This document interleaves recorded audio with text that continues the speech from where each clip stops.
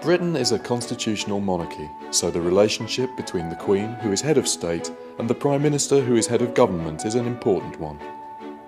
It's the Queen who dissolves Parliament when an election is called, and the Queen who invites a Prime Minister to form a government.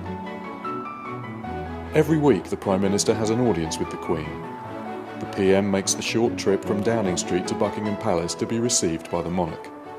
Tony Blair distinctly recalls his first ever audience. She said to me that the first Prime Minister she dealt with was Winston Churchill, so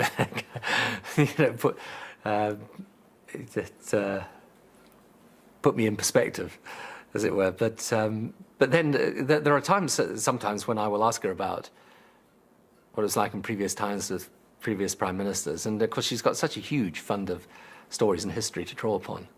I went to see the Queen. I saw her privately. Prime Ministers always see the Queen, absolutely privately. No one else is there, other, of course, than the Corgis. If they had ever been bugged, the Russians would have known all our secrets. You just understand this person has lived through this chapter of our history and seen all these changing times, and the accumulated amount of experience and knowledge is immense and actually very valuable for whoever who is Prime Minister.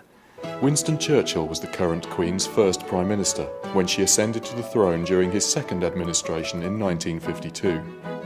Since then, 9 further Prime Ministers have served in her reign.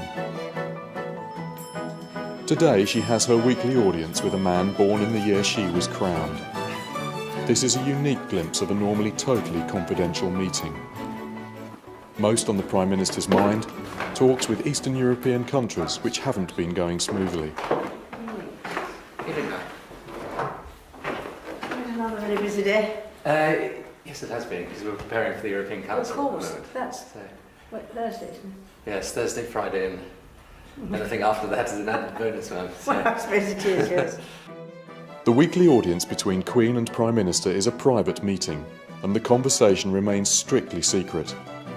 The Queen remains completely politically neutral. You know that not only now, but in future, no one is going to write memoirs with a version of what was said.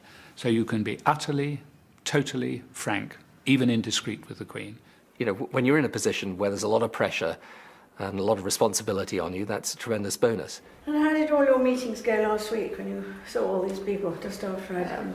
They were quite good, actually.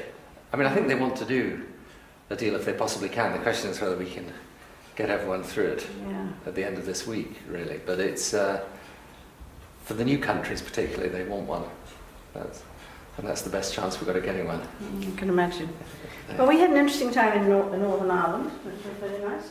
You meet the Queen privately, you're seated in armchairs, you talk, corgis are scattered around, and the Prime Minister talks to the Queen about what is going on, what has happened, what is happening, what he would wish to happen. He'd talk about personalities, he'd talk about personal things, he'd talk about problems. Nothing is barred. Everything is open season. It all went well? Yes. We even got into the middle of Belfast. We went to the Belfast Central Mission, which is like, you know, this is a sort of open house. But it's absolutely opposite the Europa Hotel, which I think we've bombed more from than any other building in Ireland. So it was rather fascinating to see it. She will assess situations and difficulties and can describe them, but without ever, and I have to say this is the remarkable thing in all the years now I've been doing these audiences, without ever giving any clue as to sort of political preference or anything like that. I mean, it's absolutely, it's quite remarkable to see, in fact. Oh, she never hesitated to make her views known and listened very patiently to any which I expressed. At the end of the weekly audience, the Prime Minister is shown out by the Queen's equerry and returns to number 10.